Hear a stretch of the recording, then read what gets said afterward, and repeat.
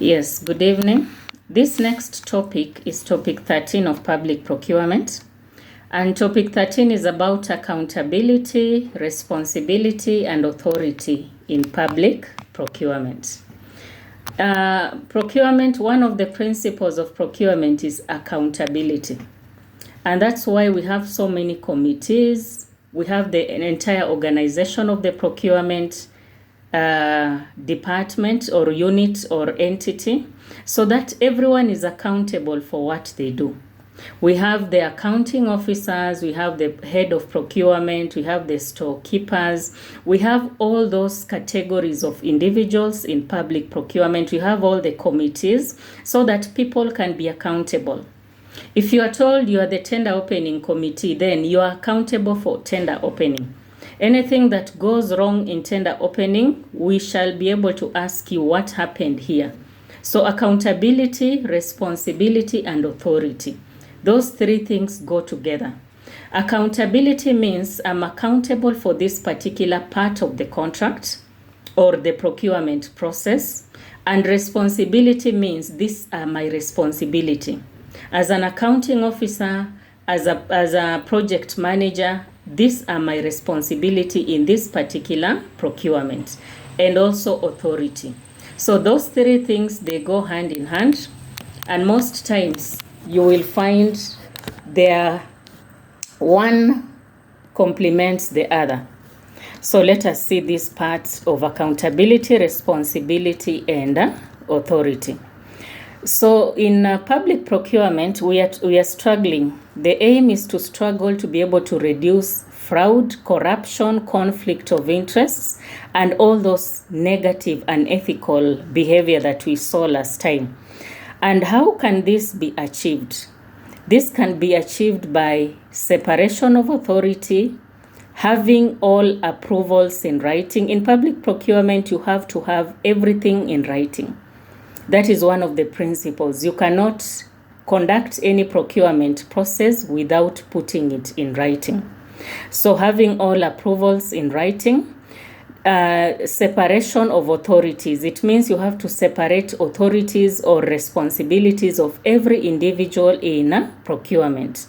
And then you have signatures in all the documentation that you will have.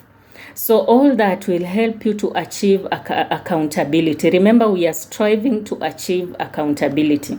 We want to make people accountable for what they do. So going ahead, there has to be clear separation of authority.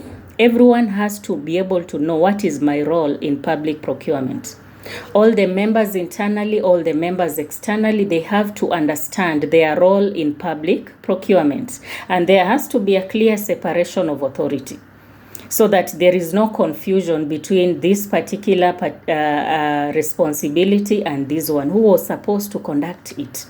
So there has to be a clear separation of authority.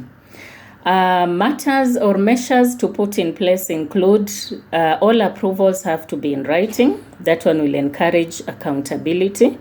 Everything you do, put it in writing. There has to be a signature. And most times that signature is whatever makes someone accountable. Because if you put a signature on a document, then it means you have agreed to what that document says. So all approvals have to be in writing. And what else? Approvals should, there are those which are delegated. We should easily know this is an approval which has been made under delegation, and that delegation should be clear. If I delegated someone to do an approval on my behalf, then it should be clear that this person has been given this particular duty. So there should be no confusion about it. And also the one for maintaining specimen signatures as a security reference. All documents have to be signed. And once they are signed, it is just a means of ensuring that accountability can be achieved. So that is it.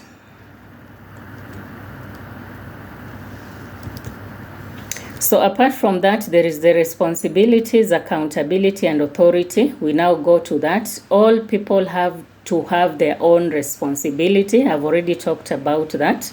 All public officers, all state officers involved in procurement should bear responsibility for their actions and omissions.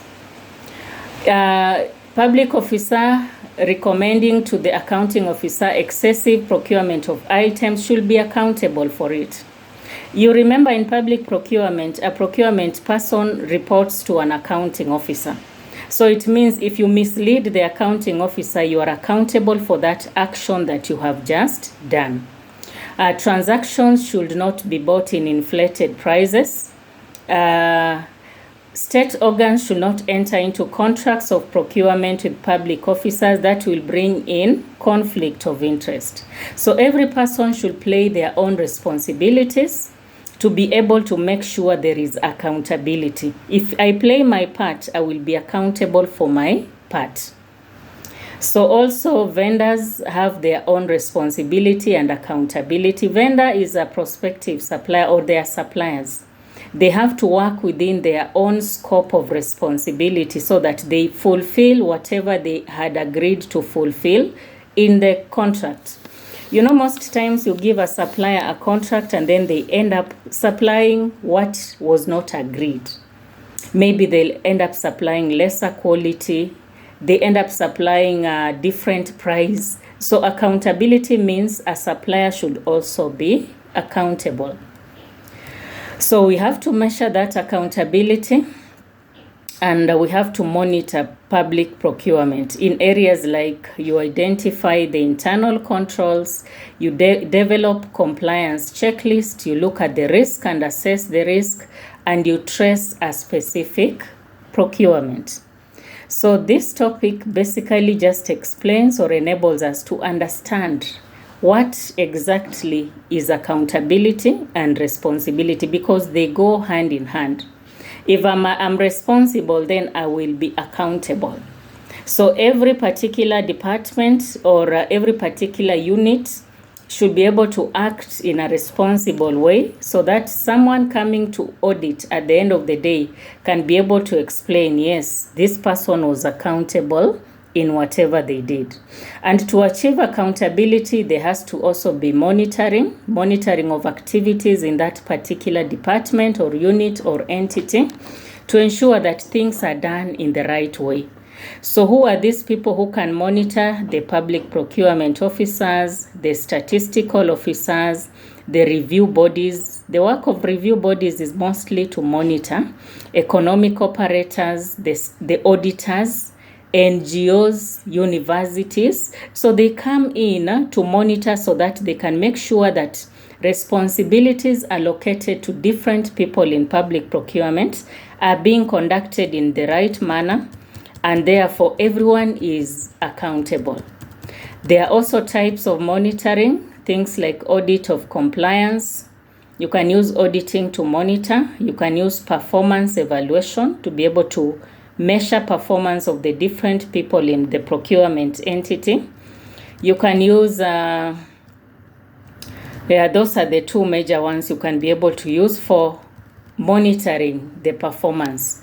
Remember, if you give someone responsibility and then you don't monitor, then it means they can take advantage of that responsibility. So auditing and performance evaluation are the two main ways of monitoring performance of